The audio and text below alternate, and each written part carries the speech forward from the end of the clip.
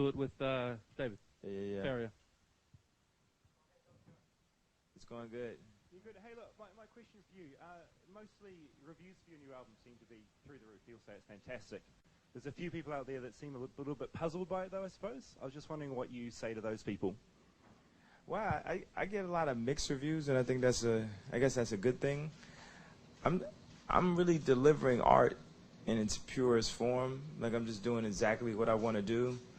And I've had a lot of experiences that have led me to like the type of music that I'm making right now a lot.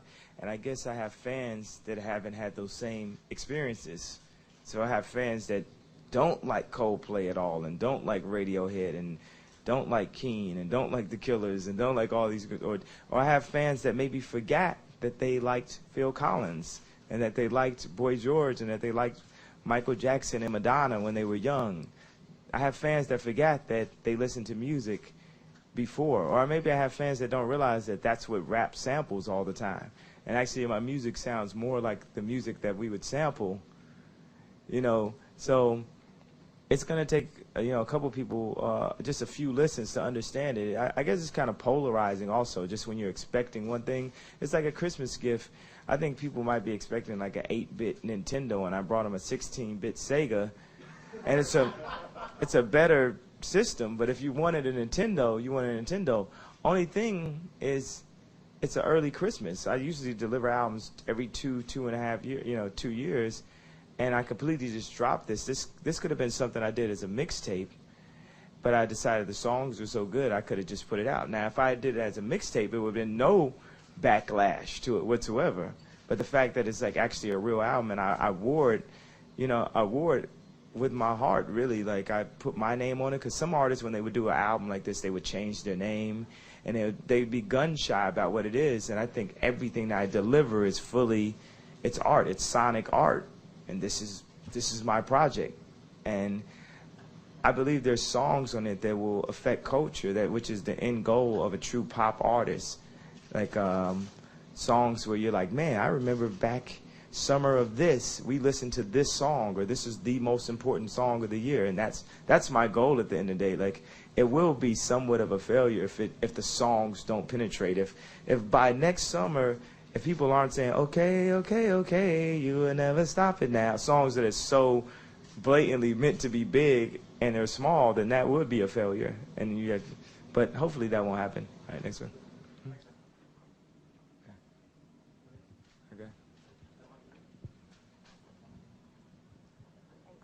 Okay. You recently said that in an interview overseas, you said hip-hop is over for you now.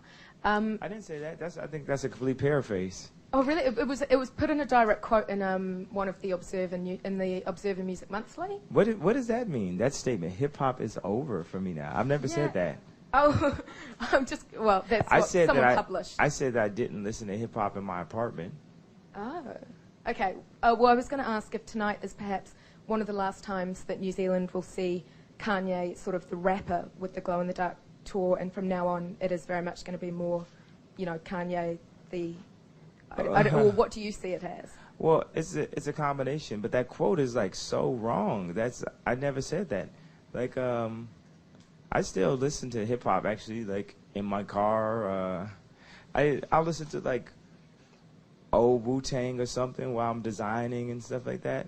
But I really don't listen to new hip-hop albums that come out like that. Like, I really don't learn the lyrics the way I used to learn the lyrics when I was 18 years old and stuff like that. I don't learn it like that. Like, I couldn't, like, even albums like Lil Wayne's album, which I loved, I couldn't recite the raps for you.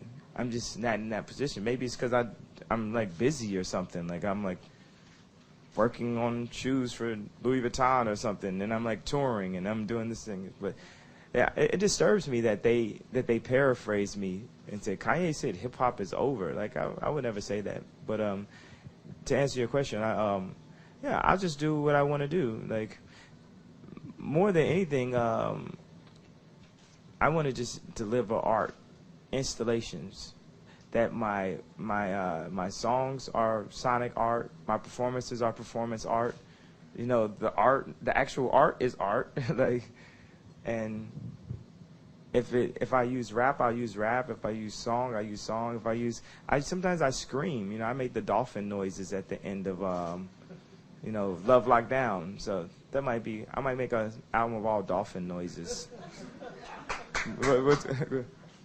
Next one. Okay, Kanye, Dom from the Edge radio station in New Zealand. How long are you going to keep these sunglasses for? Because I can't go around changing them every couple of weeks. Okay. That's the question? No, just a comment. Question though, have you ever tried parallel parking while wearing the Venetians? I wouldn't suggest driving with the glasses. It's very difficult. Yes. Hey, I think something every single person in the room probably wants to know is about drum machines. On this new album, you used the Roland TR 808. If that was unavailable, do you think you would have gone for the 303, 505, 606, or 909? Actually, we use the 909 more than the 808 on there. Like, you can hear the 909 all like on Paranoid. Goom, goom, goom, goom. That's like the toms on the 909, but it's really the 909. Like, we brought the 808 in just to be authentic once I named the album, and that was like a piece of shit, you know. It's like the 909 was much better. So actually, all the 808s we used on the album were sampled, especially because we were pitching them and stuff like that. So, okay. Hey, Kanye. Hello. You're performing here with Scribe. What do you think of New Zealand hip-hop? Oh, don't hit me with the stumpers. I'm completely ignorant. I'm like completely just in my own world. Like I barely know the lyrics to my own album. So it's like, if I'm telling you like I don't know the lyrics to a Lil Wayne album, then I'm like I don't know shit. I'm like saying that I'll sing a Radiohead song for you if you want, but I don't know. It's like I know nothing about it. Yeah, I'm like completely just an ignorant like big artist and stuff. And I admit to that. You know how artists, they try to be like all cool, like they're down and stuff? I'm just so not down. But Hi. I just wondered, what do you think of New Zealand so far? well, I've been to New Zealand a bunch of times. It's beautiful. I'm sure it's like what everyone says. Oh, it's so beautiful. I went jogging and then... But yeah, basically that's what happened. Yeah, yes. Okay. Hi Kanye, Isaac calling from the scene on Alt TV. I was just wondering, pastel clothing, what's happening with it? Are you still dropping it in February 2009? Is it now called Pastel Museum? Yeah, we were having a bit of trouble with the name, so you can call it both things, like how BBC or Billionaire Boys Club, they have problems with BBC. But this is actually one of the pieces that we designed. We're just going to slowly drop stuff on the net. It's like the hardest part with the design is, for me, I've always worn the best clothes of the best designers. So it's like I wear, 40% of what Hedi Semaine designed and 30% of what Stefano Pilati designed and 10% of Tom Ford glasses. Like I look through, like Tom Ford does a range of 100 glasses and I pick like 3 of them.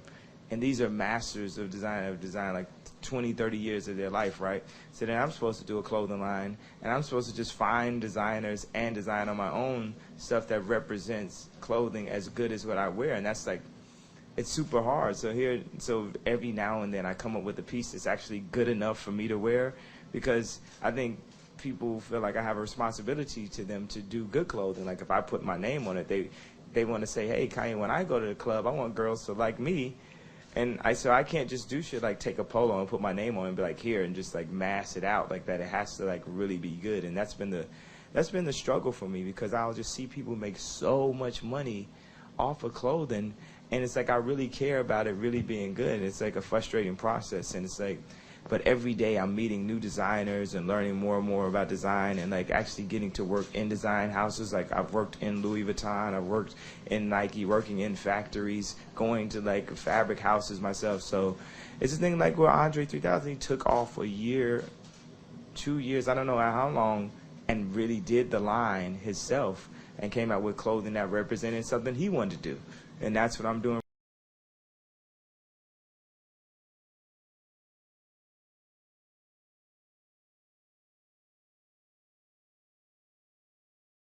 It'll be this combination. What's great about coming from rap though into singing is, I think on this album I'm doing songs that traditional singers wouldn't do, because it still has all like the swagger and the attitude of a rapper. Like, I'm not loving you way I wanted to. So it's really closer to like like my idol Jim Morrison, like his approach to shit. Like when I see like documentaries, I was just watching a documentary on Jim Morrison today. Like I seen the movie, I seen like documentaries. I'm like, yo, this is really who the fuck I am. I'm really this guy right here. Like in real life, it's like, and like people used to not like him and all type of stuff. Because I would wonder why people wouldn't like me and stuff. I'd be like, I'm not doing anything to anybody, but I just like, because you have your own opinion and you don't fit into things, and you're supposed to represent people's other opinions. Then people like have a back, you know, they'll be adverse to that. So yeah, the answer is like yes, I do completely feel like it's that type of backlash, and I do feel like just like with rap, how I got better, I will get better at like actually singing. Like it's like hard to like even own up to that, to be like, okay, I really actually am singing. Because you know, like even if you talk to Pharrell, he'd be like, man, I'm not singing. I'm not like, dude, you're singing. I just saw you warming up before you went on stage. And you know, I won't be like, I can't say what I won't be like. I will be like that. I'm gonna be like fucking Jim Morrison. I'm gonna be like the biggest fucking star with the best songs, the most sing-along songs, and make the biggest songs in history. And it's just the beginning. I was going to say a completely, like, humble bullshit statement for a second. I just had to retract that. On Flashing Lights, you talk about, I hate these more than the Nazis. Based on recent run-ins with Paparazzi, do you feel like those words might have been a self-fulfilling prophecy? Yeah, man, I think I brought it to, spoken into fruition, so be careful what you wish for. Because I never really had, like, a problem with the paparazzi like that at that time. It was more like some studio gangster stuff. Like it just sounded good to say that, and now it's like really true. But I don't, because it's all in paparazzi's level of respect. There's been times when you leave a hotel, they'd be like, yo, can I get a picture? And I was like, no, and they didn't take a picture. They didn't take a picture, and the fact that they didn't take a picture off of me saying no, I respected so much that I got out and had to take a picture with them. I was like, man, you guys are like really cool. I really gotta take a picture of you. So that meant like if I was like had a girl with me, you wouldn't be attempting to take a picture to completely ruin my fucking life. You know, but that's my thing. It's like people, you know, you have these icons and living legends, and nobody wants to. That's my thing with that speech I had like a couple weeks ago. Nobody really wants to recognize that like Beyonce is a fucking living legend, and that she is just as great, if not greater, than the artists that we had in the past. That she's probably greater than Tina Turner. You know what I'm saying? What do you mean? But it's like, no, like this new regime of artists, especially now, because I think we really kick each other's ass now. It's not I think I'm the one that came up in this talent show of us and like really like put the pressure on motherfuckers. Like whether it's me sitting down having a conversation with Rihanna and be like, okay, look, performance this, and then Rihanna just doing what she does, and I know Beyonce was looking at that, and it's like Beyonce does that, and then she performs on this level, and then Chris Brown sees what Beyonce does, and you never know what Chris Brown's gonna do by next summer because of that, and then Alicia goes and writes something, and then Coldplay's looking at Jay-Z and looking at me and shit like that, and be like, okay, look at how Kanye does this, and it's just like, now, like, we really are, like, this new regime of, like, living legends and da-da-da. And then the paparazzi, it seems like their whole job is to try to take away your iconic status and try to turn you into, like, I don't know, just, you know, turn you into the enemy. Because you're either going to be, once you're a superhero, you only have a choice of being a superhero or a supervillain. And basically, they turn, like, Michael Jackson into a supervillain. When you bring up Michael Jackson's name, people say, like, 8 negative things. And really, he's done so much positive for us. And not even really done negative towards us. It's not like he's like sent us to war like he's George Bush or something, but people will hold him in the same light almost as a George Bush because they say so many negative things about him. And my thing is like with a paparazzi, it's like, no, you're trying to take this picture so I can look crazy and like, you want to take a picture where I look, when my mouth is like this? Or something that I can do because I had an accident, you know, and I'm super self-conscious about it. And that's the photo you want to put up. You want to put up a picture that, like, with me walking next to 3 girls. But actually, 2 of these girls are just a girl's friend. And, like, yeah, this is a nice girl I met, blah, blah, blah. And you try to make me look like some type of womanizer. Or just, you know, just things to take away from, this dude makes good songs that connect across the world. And that's, like, a pretty impossible thing to do.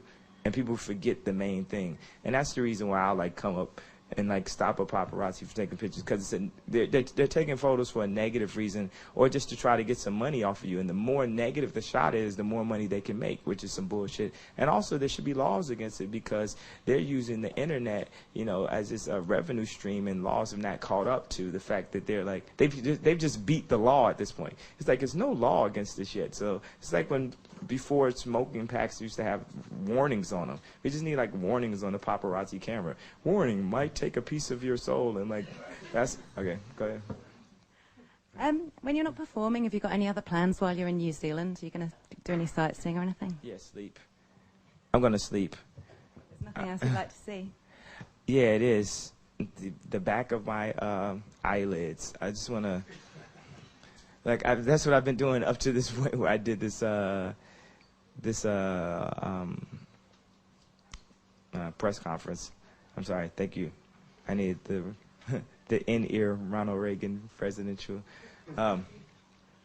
Yeah, no, I know the politically correct thing would be to say that I'm going to see the Capitol or whatever, but I'm completely going to sleep, and then I'm going to perform really good, and then I'm going to go back to sleep.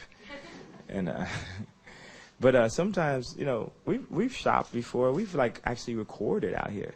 We recorded like Common's album. I made like The Glory, I think I made out here. Let the Beat Bill on Wayne's album, I made out here and stuff. So we've been to the studio and just like vibed out. I might do a little working out and shit. But other than that, I'm going to sleep. Yeah. Kia ora, Kanye. I'm Hayley J from Radio 95 BFM.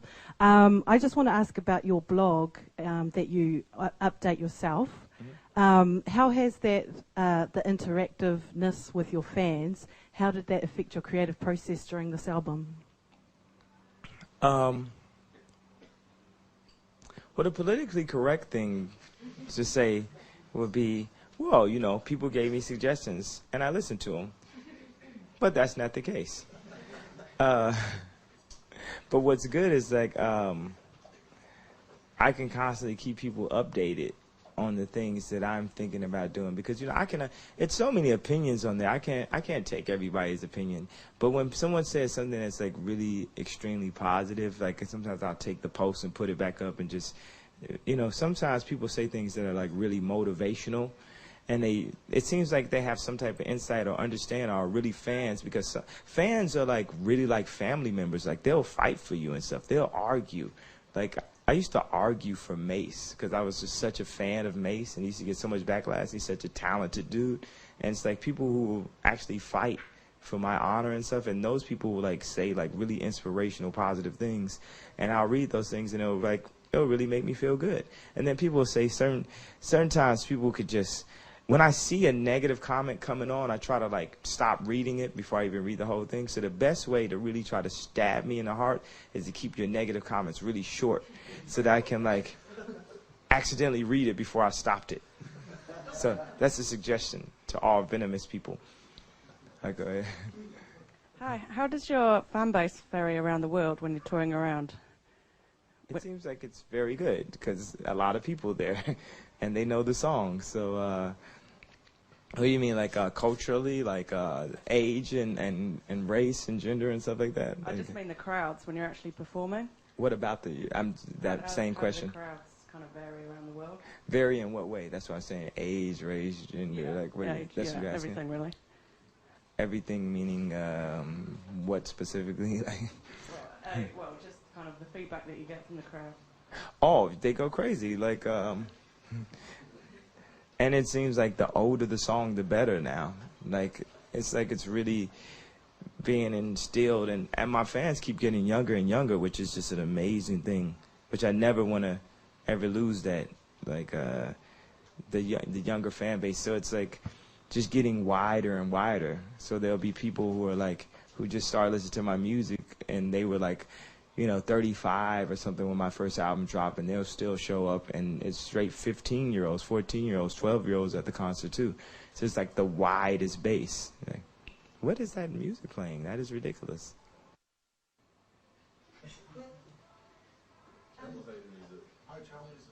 Okay, go ahead. Perhaps cares about politics and your country and your history. What do you That's think? completely false, though. I don't care about politics, though. I don't know anything about politics, though. Well, what do you think then about Barack Obama becoming president? Oh, it sucked. Do you think he can live up to the hype? Do you think he can live up to all the hype that's expected of him, as opposed to George Bush? Is there anything? Oh, yeah, well, I think it's obvious, like,